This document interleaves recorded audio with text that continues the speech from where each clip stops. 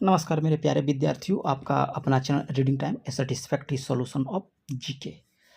तो आज हम लोग बात करेंगे बिहार दरोगा का होमवर्क सीरीज जो आपको ज्ञान बिंदु जीएस एकेडमी के द्वारा चल रहा है। ये 2.0 होने वाला है और ये सेट जो है आप देखिए यहाँ पे 12 थोड़ा सा प्रश्न लेते हैं 12/6/2025 को ये सेट जो हुआ है आपका, ठीक है। और इसमें क्या हम लोग को देखने को मिलेगा, तो इसमें याद रखिएगा करंट अफेयर, फिजिक्स और उसके बाद केमिस्ट्री का जो भी क्वेश्चन आपका है ये इसमें आपको देखने को मिलेगा, ठीक है। तो चलिए आज हम लोग और एक चीज़ और SRS क्लासेस का आपका प्रैक्टिस सेट 8 गो हो चुका है, ठीक है। उसमें 7 सेट और बचा है, वो भी आपको करा दिया जाएगा। तो चैनल पे पहली बार होंगे तो सब्सक्राइब कर लीजिएगा, बेल आइकन को दबा लीजिएगा। तो क्वेश्चन नंबर 1 यहाँ पे हम लोग देख लेते हैं। क्वेश्चन नंबर 1 यहाँ पे कह रहा है कि हाल ही में गोल्डन मिसाइल ड्रोन रक्षा कवच की घोषणा किसके द्वारा किया गया है। तो याद रखिएगा क्वेश्चन क्या कह रहा था कि हाल ही में गोल्डन मिसाइल ड्रोन रक्षा कवच की घोषणा जो है ये आपको किसके द्वारा, तो डोनाल्ड ट्रंप के द्वारा, ठीक है, ये घोषणा किया गया है। तो यहाँ पे ऑप्शन सी को आप लोग यहाँ पे सही कर लीजिएगा, ठीक है। और डोनाल्ड ट्रंप जो है आपको 47वें अमेरिका के राष्ट्रपति हैं, ठीक है। चलिए, और अमित शाह को आपको मालूम है। नेक्स्ट क्वेश्चन यहाँ पे क्या कह रहा है, नेक्स्ट क्वेश्चन यहाँ पे दिया है कि पूर्व कार्यशील साक्षरता प्राप्त करने वाला भारत का कौन सा राज्य बन गया। तो पूर्व कार्यशाली साक्षरता कर रहा है प्राप्त करने वाला, तो ये आपको बन गया है मिजोरम। ऑप्शन ए को आप यहाँ पे सही कर लीजिएगा। चलिए, और एक चीज़ और बता देते हैं आपको कि बिहार दरोगा का अगर आपको पीटी निकालना है तो करंट पे आपको पूरा फोकस करना होगा, क्योंकि 15 से 20 क्वेश्चन जो है आपका सिर्फ करंट का ही रहता है, ठीक है। चलिए, अगला क्वेश्चन यहाँ पे दे रहा है कि सामाजिक सुरक्षा के संदर्भ में केंद्र सरकार की प्रमुख पहल अटल पेंशन योजना में कह रहा है कि बिहार का स्थान कितना है। जो आपको सामाजिक सुरक्षा के संदर्भ में आपको एक योजना चलाया गया था केंद्र सरकार के द्वारा, जिसका नाम है अटल पेंशन योजना। उसमें पूछ रहा है कि बिहार का स्थान कितना था। तो बिहार का स्थान अभी प्रेजेंट में कितना है, तीसरा है। यूपी इसमें प्रथम स्थान आता है, याद रखिएगा यूपी का प्रथम स्थान है और बिहार का यहाँ पे है तीसरा। चलिए नेक्स्ट क्वेश्चन देख लेते हैं। नेक्स्ट क्वेश्चन यहाँ पे दिया है, कह रहा है कि हाल ही में सुरक्षा बलों ने नक्सल मुक्त भारत के लक्ष्य को पूरा करने के लिए कौन सा जो है ऑपरेशन शुरू किया। तो ये ऑपरेशन का नाम आप याद रखिएगा, ऑपरेशन ब्लैक फॉरेस्ट, ठीक है। ये आपको किसके लिए है, तो सुरक्षा बलों के द्वारा स्टार्ट किया गया है नक्सल मुक्त भारत के लिए, ठीक है। और ऑपरेशन सिंदूर आपको पता ही है, भारत और पाकिस्तान के बीच जो भी प्रेजेंट में जो अभी 10 दिन पहले जो हुआ है, तो आप याद रखिएगा यहाँ पे आंसर जो है सी हो जाएगा, ठीक है। चलिए,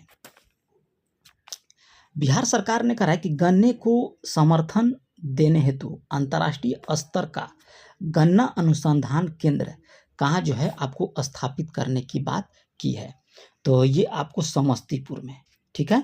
चलिए, नेक्स्ट क्वेश्चन यहाँ पे दिया है, कह रहा है कि हाल ही में विश्व हाइड्रोजन शिखर सम्मेलन का आयोजन जो है आपको कहाँ किया गया। तो इसका आयोजन जो है आपको नीदरलैंड में किया गया है। कहाँ पे किया गया, नीदरलैंड में।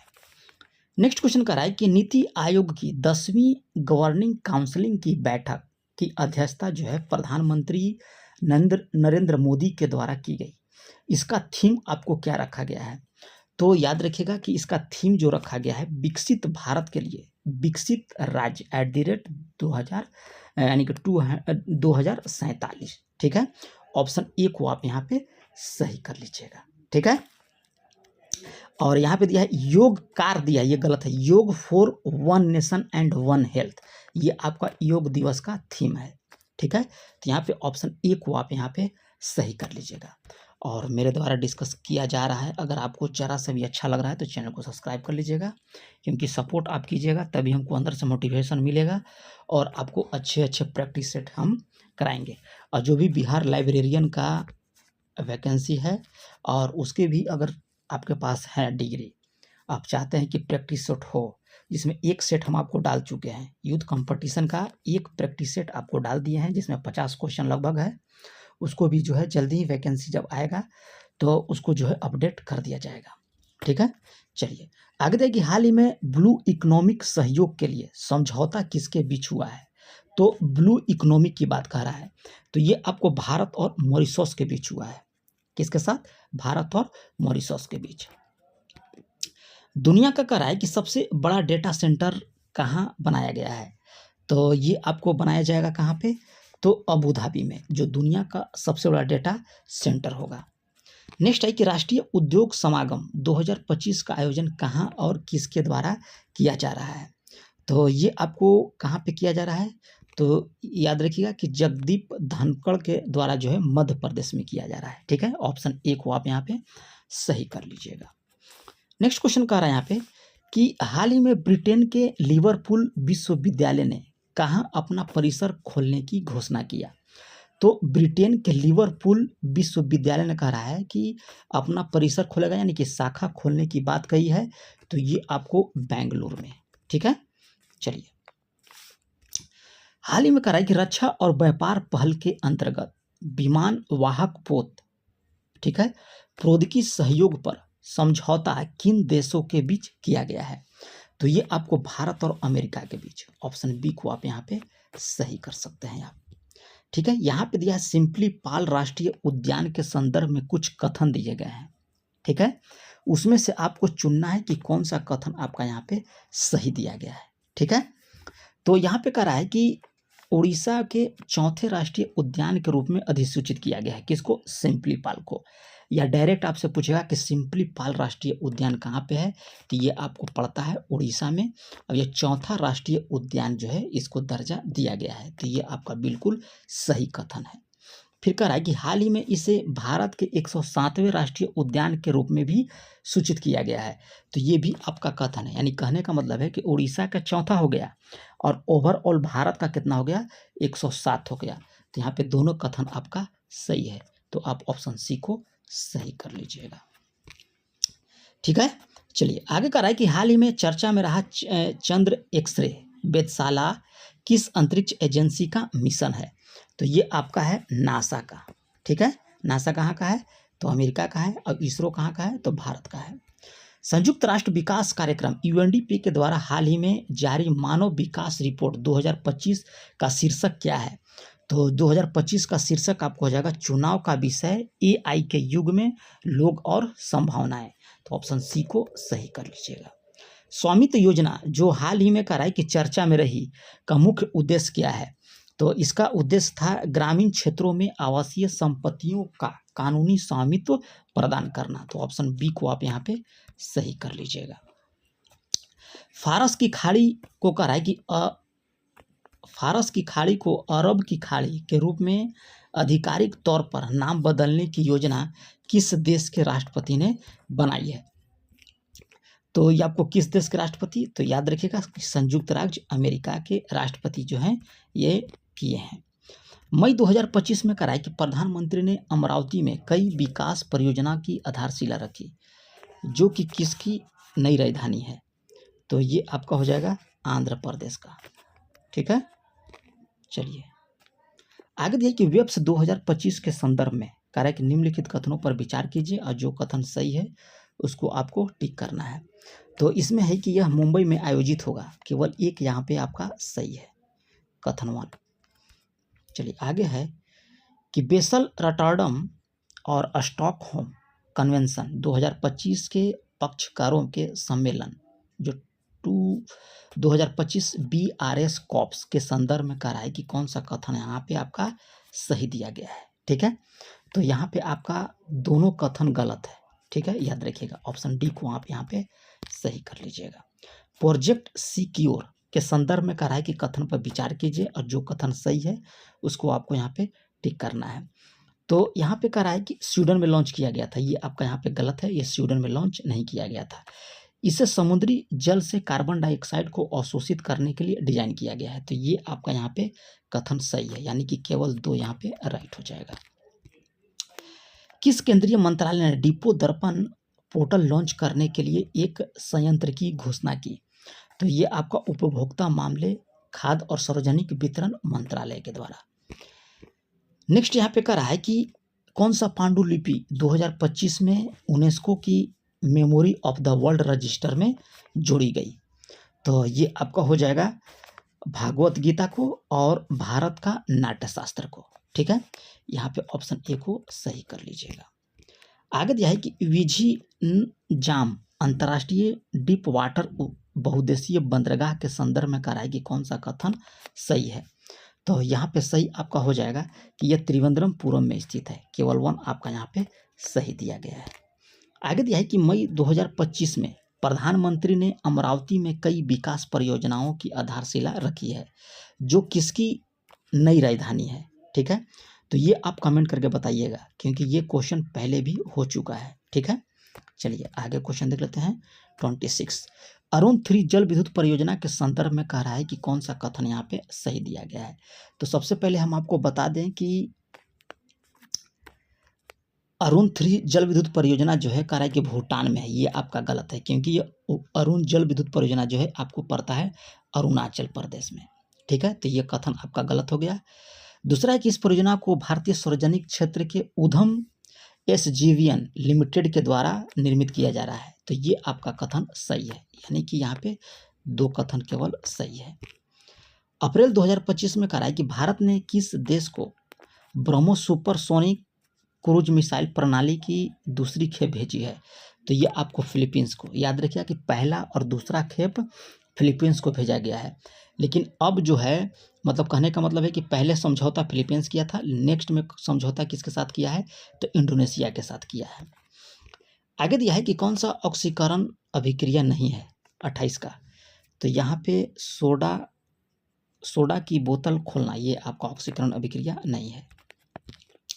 पोटेशियम परमैंगनेट का उपयोग पानी को शुद्ध करने के लिए किया जाता है, क्योंकि यह जो है आपका ऑक्सीकरण करता है। ऑप्शन बी को सही कर लीजिएगा। वह अभिक्रिया क्या कहलाती है जिसमें ऑक्सीकरण और अपचयन एक साथ होते हैं? तो कौन सा होता है? तो रिडॉक्स अभिक्रिया होता है, जिसमें अपचयन और ऑक्सीकरण दोनों एक साथ होते हैं। गैल्वेनीकरण की प्रक्रिया में कह रहा है कि लोहे पर क्या जमा किया जाता है? तो ये आपको लोहे पे जमा किया जाता है जिंक का। लोहे को जंग लगने की प्रक्रिया को क्या कहते हैं? तो इसको बुलाता है संक्षारण। आगे दिया है कि रासायनिक अभिक्रिया में ऑक्सीकरण का अर्थ क्या है? तो ऑक्सीकरण का अर्थ है आपको ऑक्सीजन की प्राप्ति। नेक्स्ट है कि ऑक्सीकरण और अपचयन अभिक्रिया के संबंध में कह रहा है कि निम्नलिखित में से कौन सा कथन सही नहीं दिया गया है?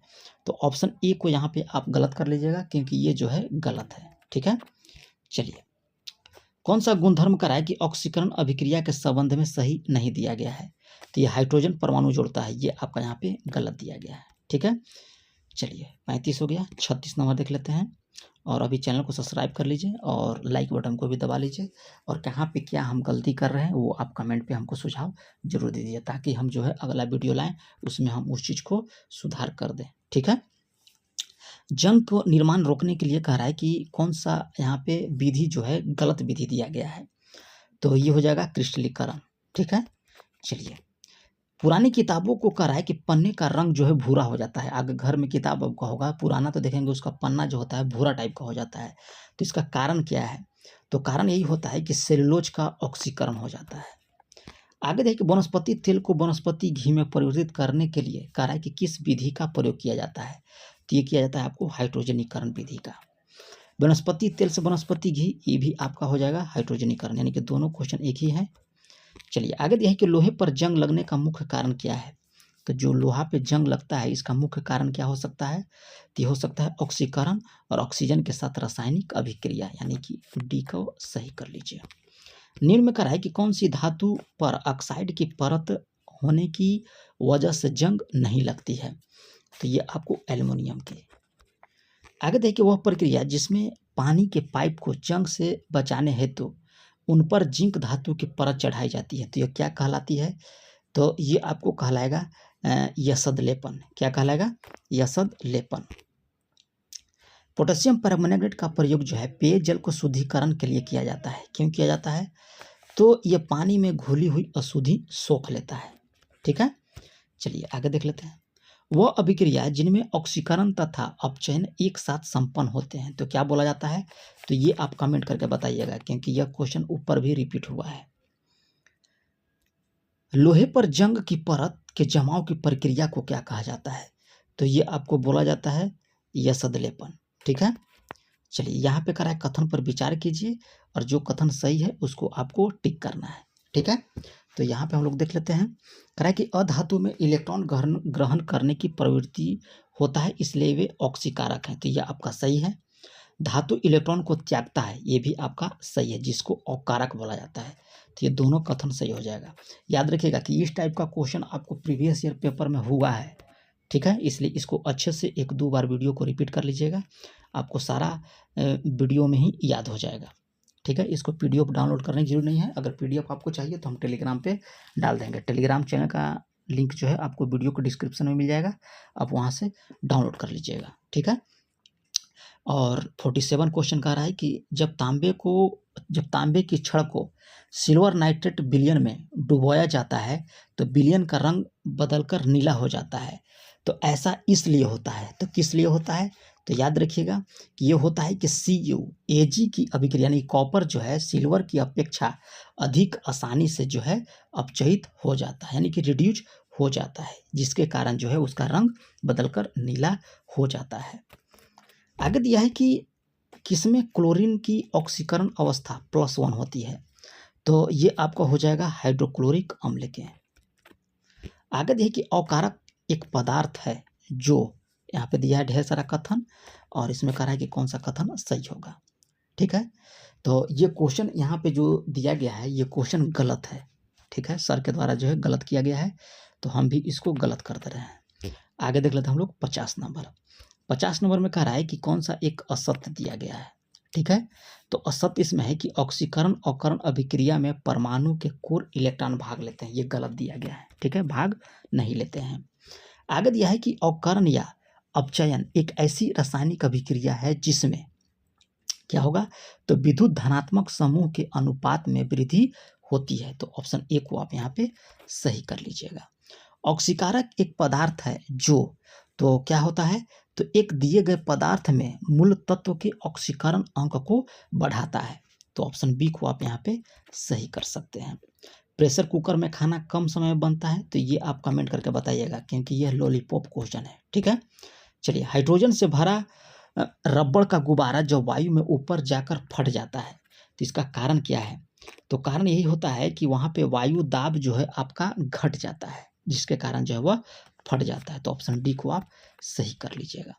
पहाड़ों पर कभी कभी व्यक्ति के नाक या मुंह से खून निकलने लगता है, इसका कारण क्या है?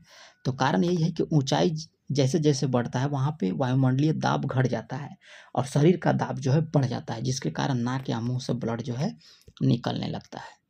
आगे दिया है कि बर्फ के 2 टुकड़ों को आपस में दबाने पर टुकड़े आपस में चिपक जाते हैं। क्यों चिपकते हैं? तो याद रखिएगा कि ये हो जाएगा कि दाब अधिक जब होगा तो बर्फ का गलनांक जो है घट जाता है। जब कह रहा है कि एक ठोस पिंड को पानी में डुबोया जाता है तो उसके भार में ह्रास होता है, तो यह ह्रास कितना होता है, यानी कितना घटता है? तो विस्थापित पानी के भार के बराबर। आगे दिया है कि जाड़े की रातों में अत्यधिक ठंड पड़ने पर पानी की पाइप जो है फट जाती है। क्यों?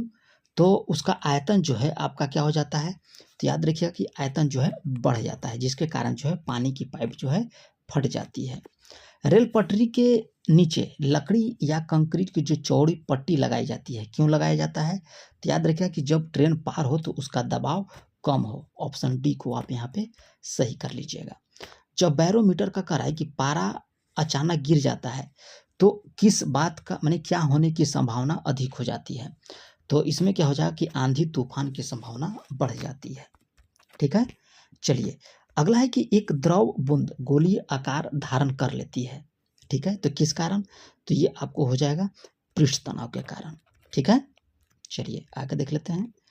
आगे दिया है कि वर्षा के बूंद का आकार गोलाकार किस कारण से होता है? तो ये आपको किसके कारण होता है?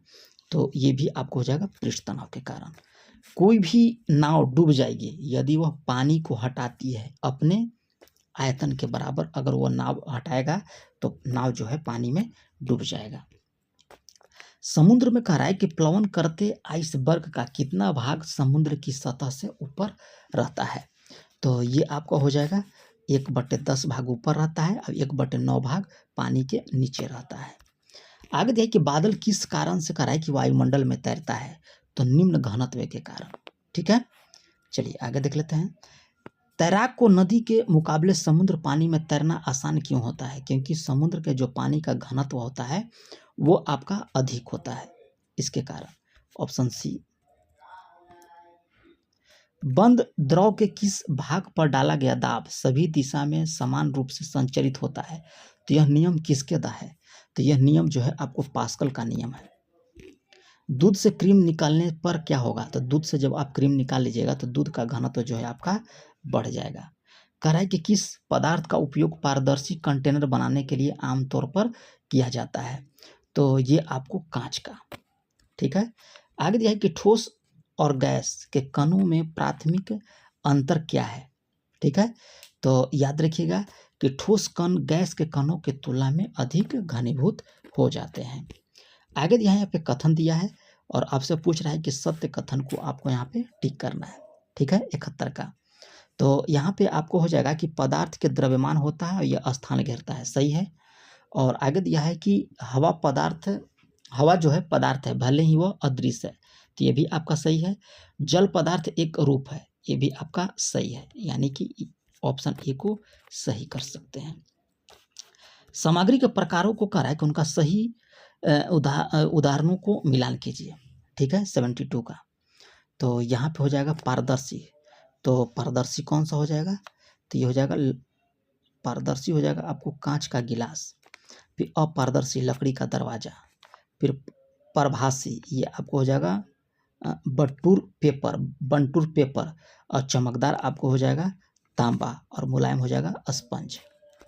चलिए, किस स्मृति में कह रहा है कि 28 फरवरी को प्रत्येक वर्ष राष्ट्रीय विज्ञान दिवस मनाया जाता है? तो ये आपको जाएगा रमन प्रभाव। विश्व वानिकी दिवस आपसे पूछ रहा है, तो ये कब मनाया जाता है? तो ये आपको 21 मार्च को। और संयुक्त राष्ट्र संघ के द्वारा हर वर्ष 2 अक्टूबर घोषित किया गया है, तो ये आपको हो जाएगा अंतर्राष्ट्रीय अहिंसा दिवस। तो ये रहा है आप लोग का 75 क्वेश्चन का प्रैक्टिस सेट। कैसा लगा कमेंट कीजिएगा। और डेली आपको होमवर्क सीरीज दिया जाएगा और इसमें क्या सुधार करने की ज़रूरत है और कौन सा प्रैक्टिस सेट आपको लगाना है वो भी आप कमेंट कीजिएगा। और थोड़ा सा लाइक भी कीजिए और 1-2 ग्रुप शेयर भी कीजिए।